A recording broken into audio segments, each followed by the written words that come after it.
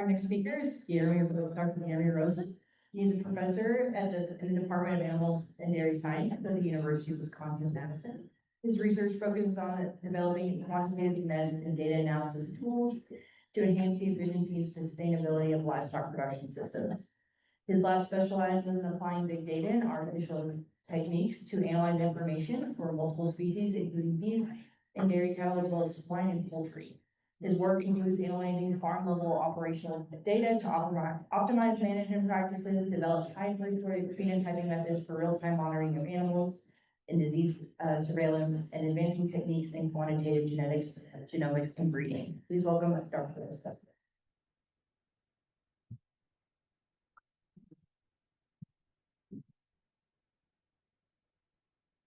Good morning, everybody. This one, and actually, I forgot my cell phone. I'm going to grab it off.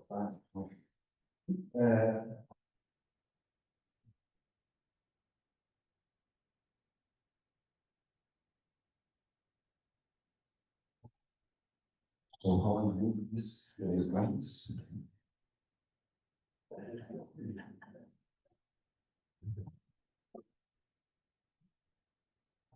Okay.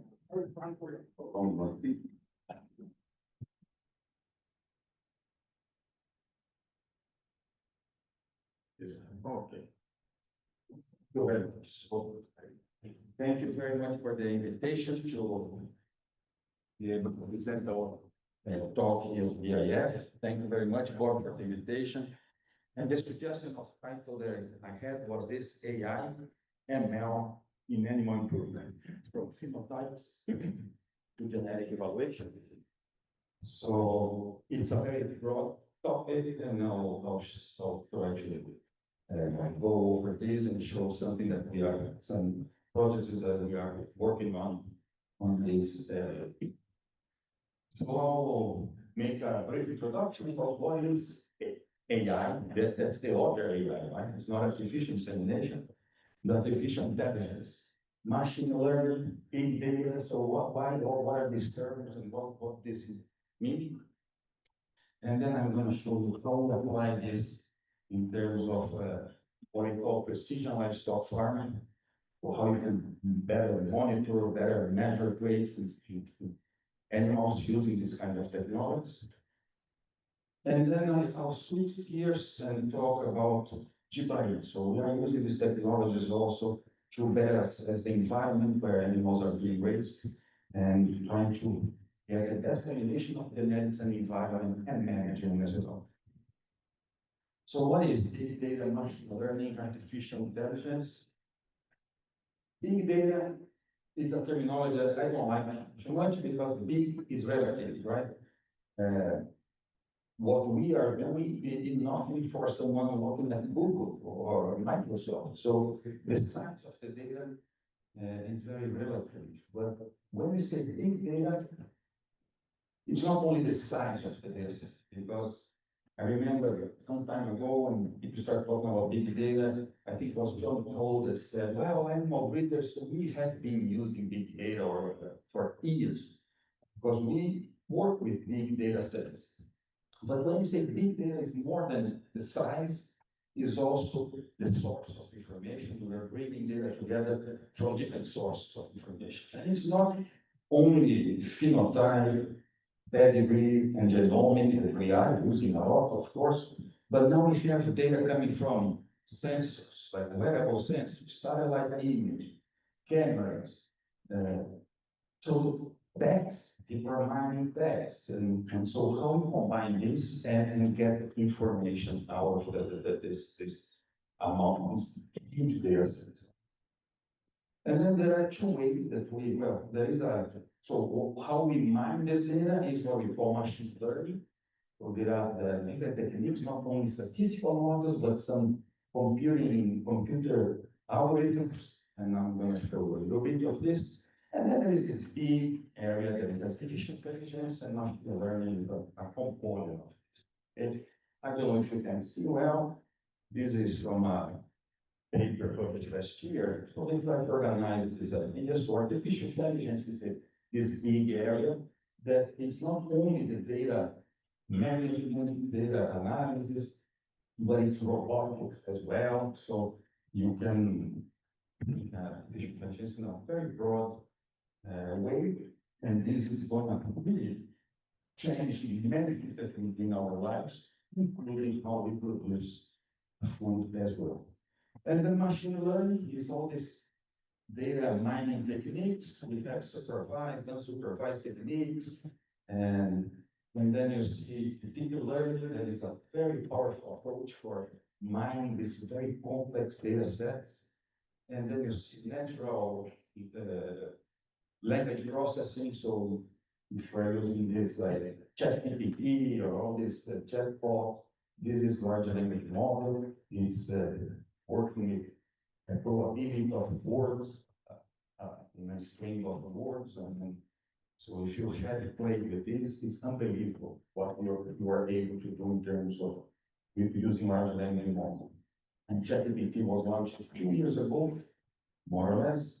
And if you have used since the beginning, it's unbelievable how fast it's evolved. Okay? So it's really something that you should be aware, and you may want to try, because there are many things that you can use in your own life, and it's selling anyways, and it's going to change many things in the way we work. So precision livestock farming is an area that's taking advantage of all these things. So both the technology in terms of sensor technology to get data, and the analysis of this data should help with the management of animals. So here's an example. It's a paper we published a few years ago.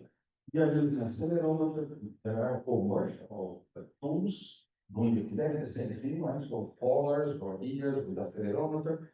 Accelerometer looks at the movement of animals in the 3 dimensions. So you can detect an animal that is not moving much, or you can look at behavior. For example, we are just looking at grazing and rumination. Just look at how long each animal spent grazing and ruminating. Okay? But I wanna use this example to tell you why I'm very interested in cameras, because when you get an accelerometer, you get the kind of information that you have on the right there. So you have the acceleration in the 3 dimensions of the movement, the leg, or ear, or collar. So you know if the animal is moving or not, but you don't have the context. For example, here, if you have a camera looking at this animal, I know if the animal is ruminating or grazing, but I know how looks the pasture, the length of the pasture, if it is raining, if it's sunny, if there is another animal interacting with this. So you have a much more context if you have cameras, right? Of course, if you're interested in grazing, let's say cow-calf operations, where would you put these cameras? So that there are limitations where you can use. So I think each sensor has your advantage. But whenever you can use cameras, I think it's a good thing. So in barns or specific areas like a water source or feed bank, you can have cameras and can assess some of the traits that you are interested in. So talking about cameras, another advantage is we have many different technologies. For example, the thermal camera.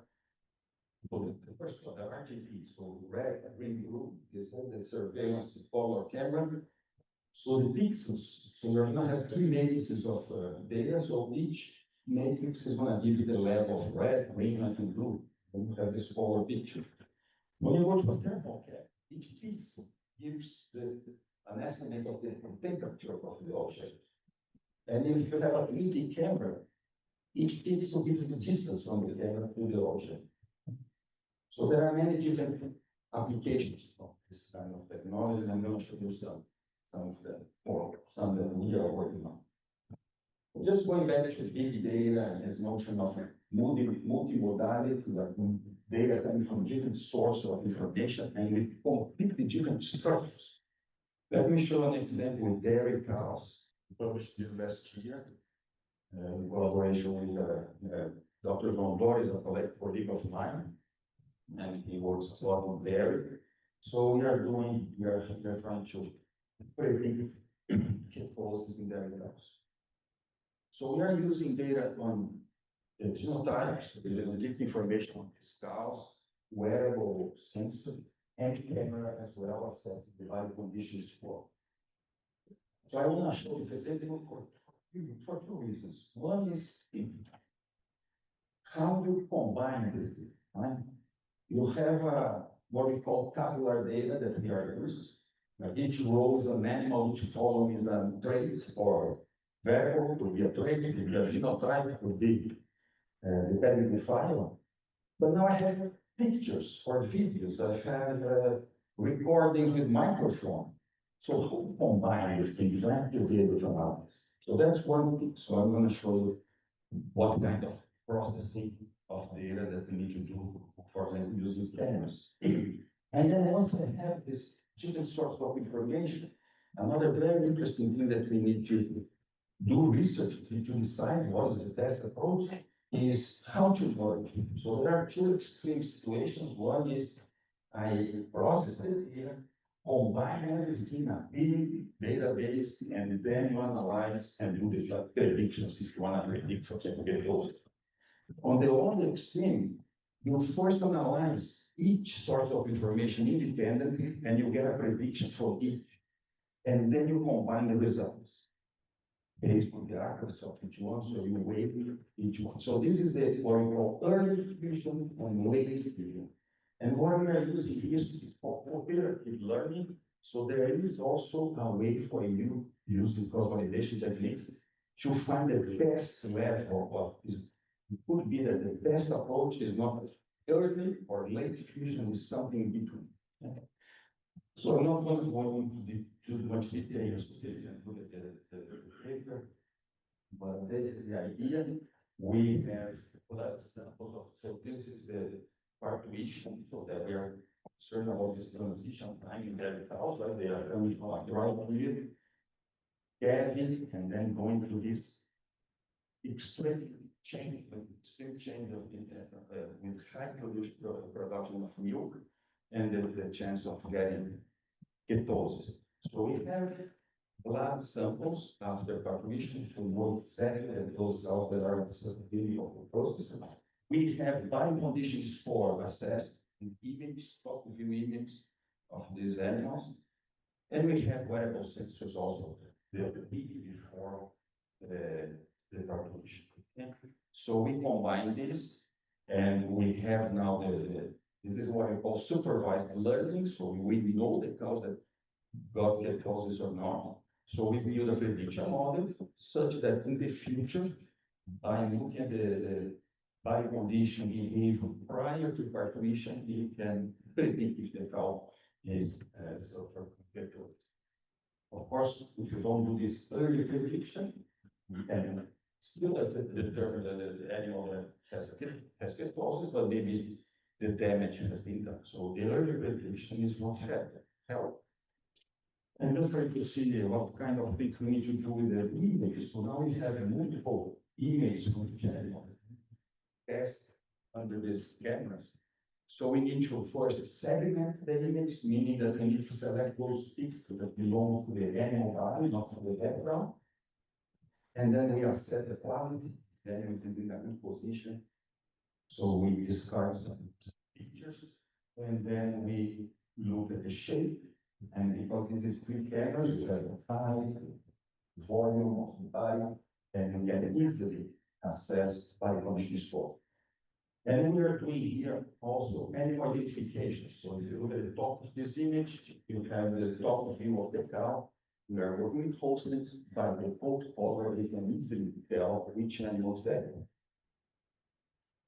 And then the results, we can look at the.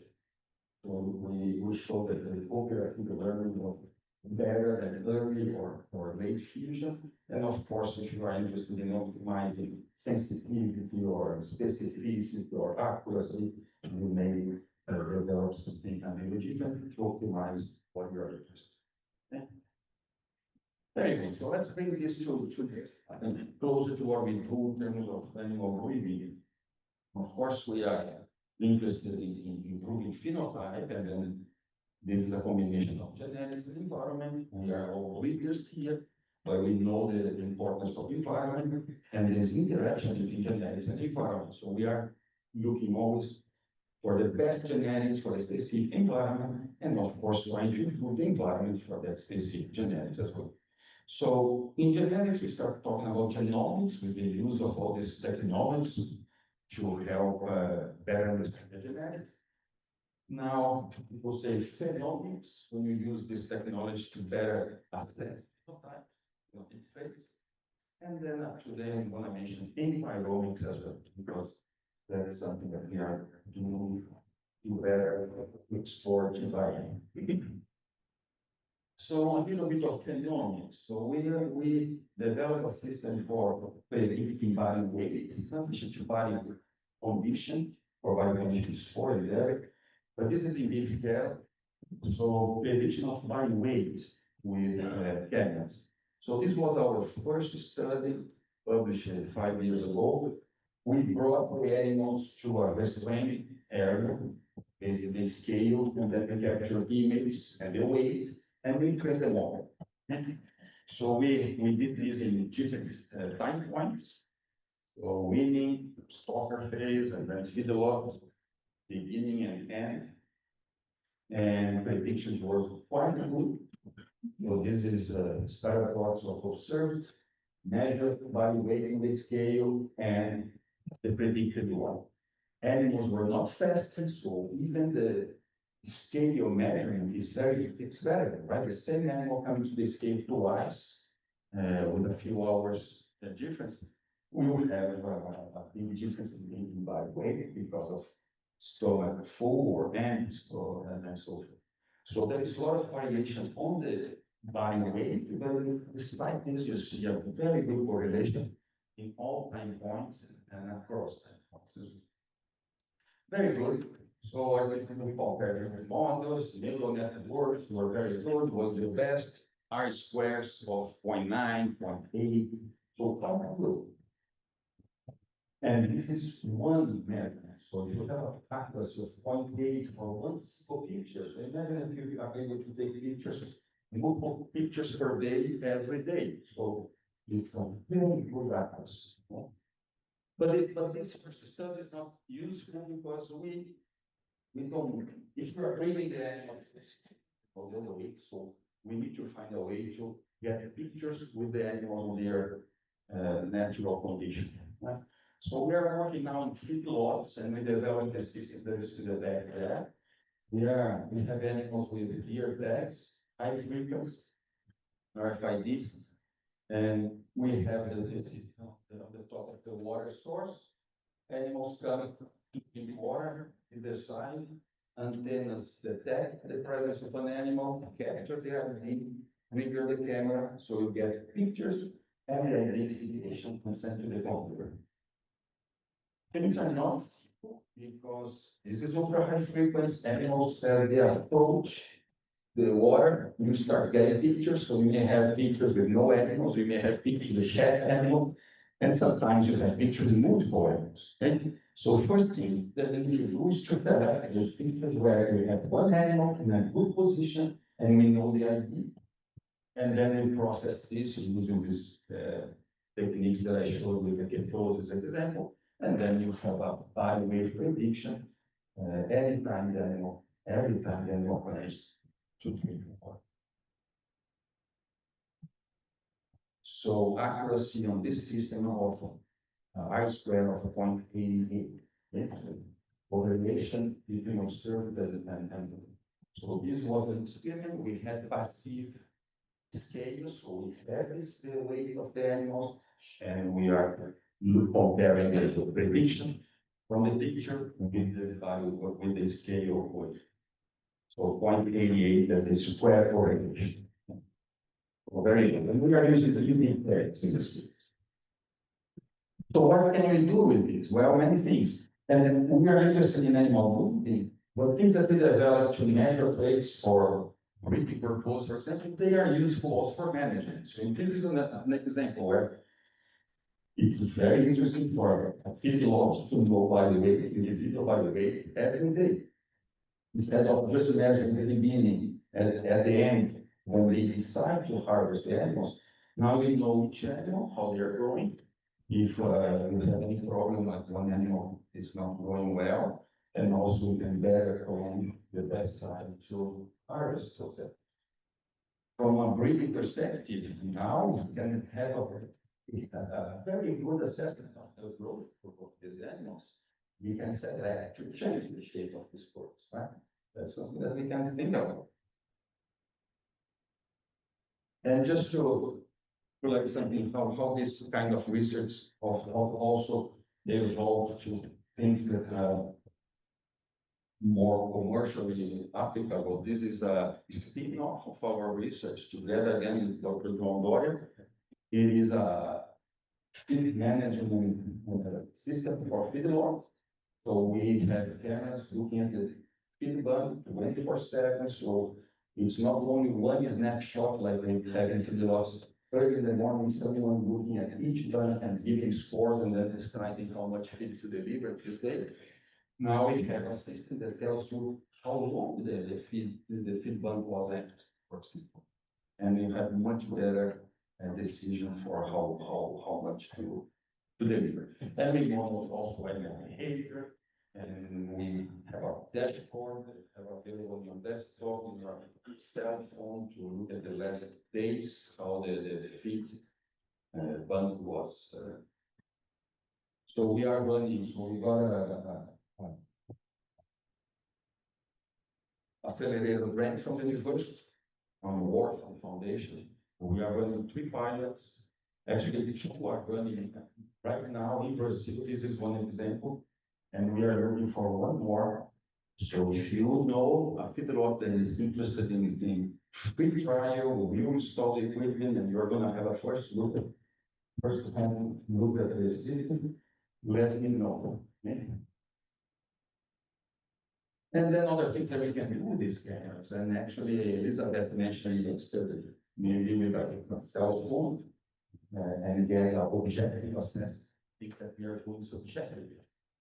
For example, body condition, body conformation, frame, leg score, locomotion score, and all these things. We can use cameras to count feet, count flies, and maybe develop systems to select or resilient or resistant animals as well. Another big thing, so we, of course, we can have these systems to measure things and monitor things, but very important is to know animal identification. So we are working with camera systems for animal identification as well. Of course, the tag is the most common approach that we have now for electronic ear tags. But we are using also cameras. So if we have animals with different protocol, like in host group, it's pretty simple. So here we have a system where we monitor, we identify the calf each time it comes to the feed. So now we know how many times there is the feed, how long they stay there, and so forth. Okay? This is applicable when you have animals with different coat color. But we are developing also something like closer to what we do in terms of face recognition in humans. And in this case, the picture that you see at the right is a 3D top view image of an animal. So we are looking at the landscape of the back, the dorsal surface, and identifying animals based on this. We have cameras in our experimental barns, so we are monitoring, we are identifying animals and looking what these animals are doing 24/7. So especially feeding behavior, I'm interested in this experiment, and it works fine. Okay? But in this case, we have coat color difference between animals. Otherwise, we need to combine cameras with RFID or develop these other systems looking at the key points, for example, bone or conformation of the back and so forth. Okay, let me jump to GPI context now. So of course we see it's quite easy to see that we have breeds that are not adapted to one or environment. But of course, within breeds, we have individuals also with genetics that are there for one or other environment. So that's the idea, is to find, like, for each breeder should find the genetics that is there as for the environmental condition and management practices on that farm. And then, of course, we improve management and the two things involved. And sometimes it's a cross or compost that is the best approach. But let's think in terms of field right now. So you know the potential GPI that we have. So whenever you have individuals that their breeding value is dependent on the environmental value or the environmental quality, you may have this GPI where the differences change across environmental factors. So the two what's involved are situations where you have GPI. What matters more for us is when you have re-ranking of animals in different environments. So, and so many publications show place where we have a strong GPI. This is an example with Nelore in Brazil, a very rustic animal, robust for the kind of climate that we have in Brazil. But still, you see one animal that was the worst breeding value on the good environment was actually the best one on the low quality environment. Right? And we can look at this GPI of the molecular or genomic level as well. So in this case, we have three kinds of environment: low, medium, and high quality. And then we did GWAS to see which chromosomal regions were important in each environment, and we saw some overlap, but we saw also regions that were important in different environments. So then this brought us to this idea of environmics. So a big problem when we study GPI, or if you want to implement GPI in breeding problems, is how to evaluate the environmental risk. So quite often we average the phenotype, a specific phenotype as a proxy for the quality of the environment, and have a two-step approach or a Bayesian approach to combine this. It's a way to go, but not the best, because of course we don't know what are exactly the environmental factors affecting performance and the re-ranking of animals. Also, you cannot make predictions for farms outside of this network, and even for the future, right? So you have the contemporary groups defined by year, season, and sex. This is past, not future. So if you can better characterize the environment in terms of soil, forest, climate, or weather variables, you can make predictions even for the future, even for a farm that you are maybe thinking of purchasing and you want to predict the performance of a specific breeding and what would be the best genetics. So then this is a paper that we published just with the overall ideas 4 years ago.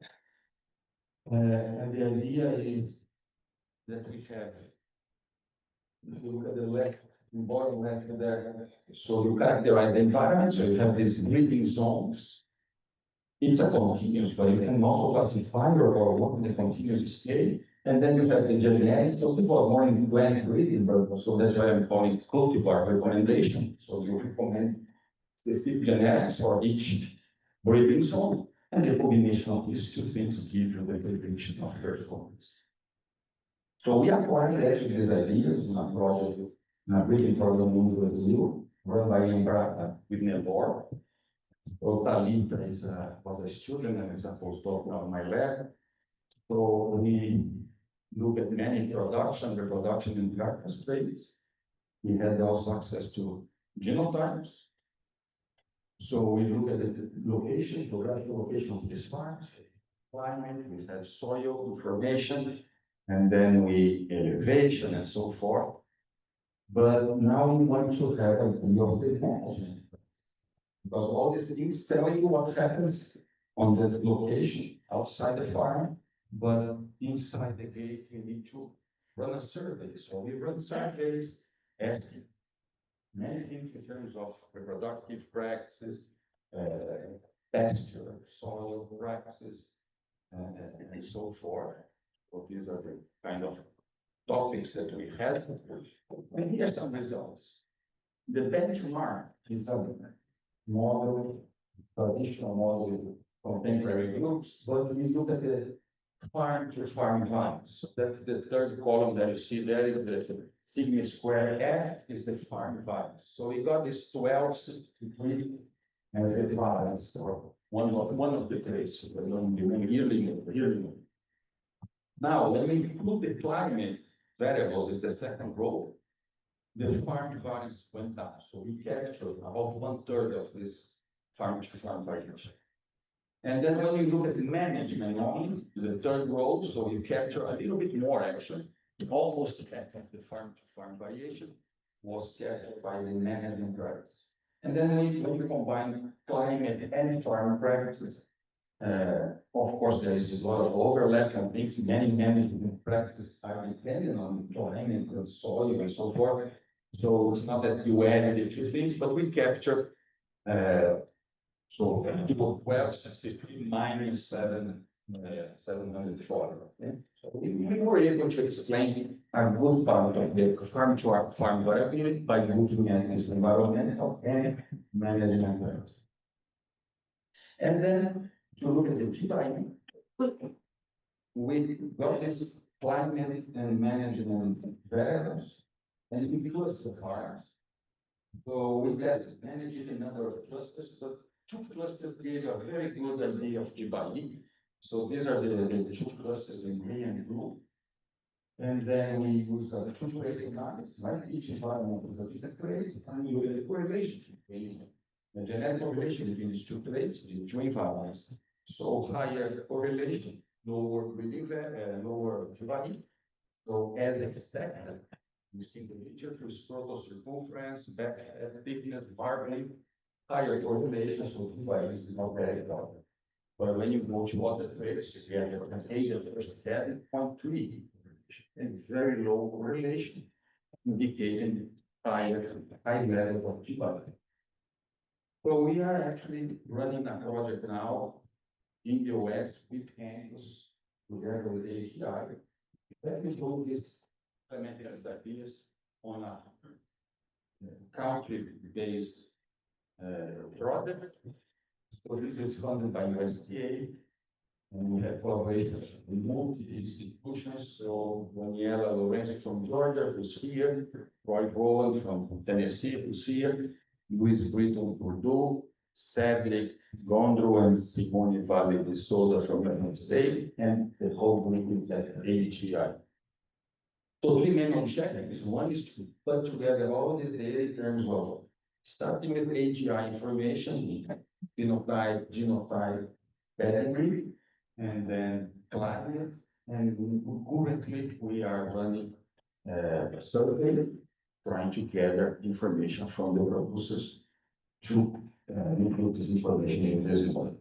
So and then we're gonna go through this data mining and extension component as well. So this is the distribution of Angus producers in the US, the data set that we have available, and then farm management is what we are doing right now. And if you are a producer and you have not participated in the survey, please do so. So you can look at this code here, or look at the Angus journal. That is an article by Andrea, explaining this project. And then if you want to participate, there is a link on the page, on this manuscript, there is a link for the survey, and this is the link anyways.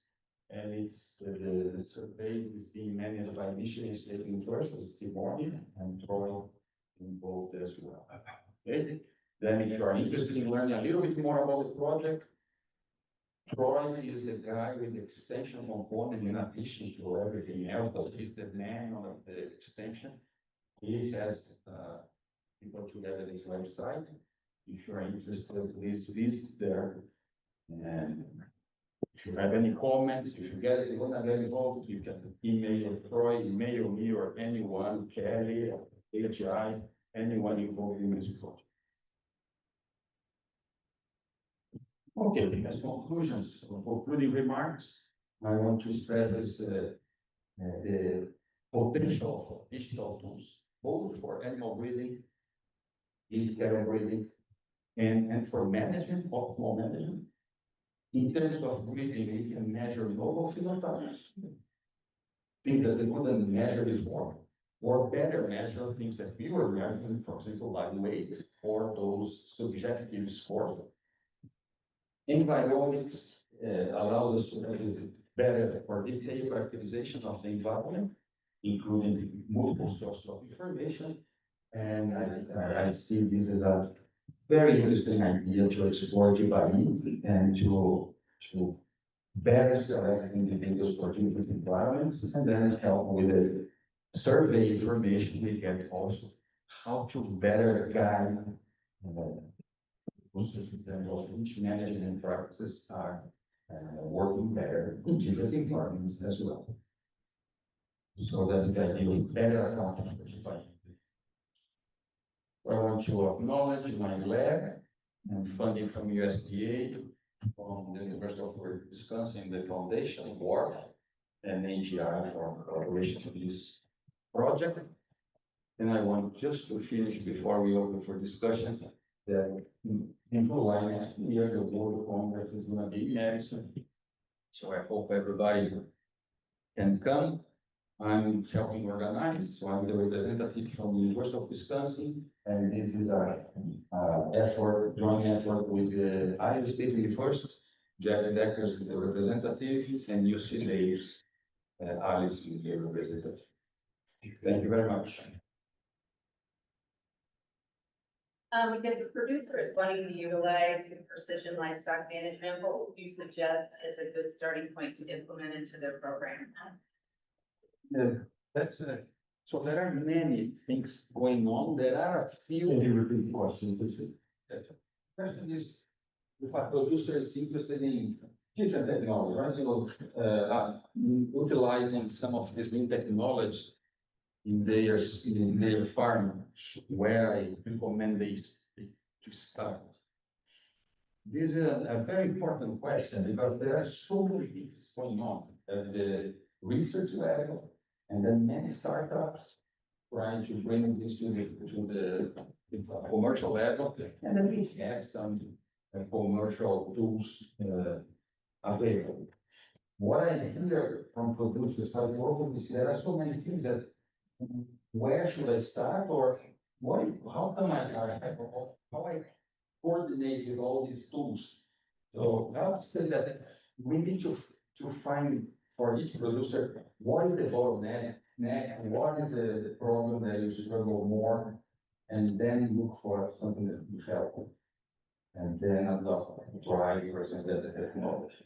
And what I think is going to happen as we advance with all this is that companies will need to integrate systems. So either one buys the other, or they coordinate work together, because I mean you have a software, management software in your farm, and you get now sensors getting data, and each one, imagine you have your phone, and you need to visit each app to see what is the red flag, what is the recommendation. We need to find ways to put everything in a single then together with the managing software, and then you get everything done.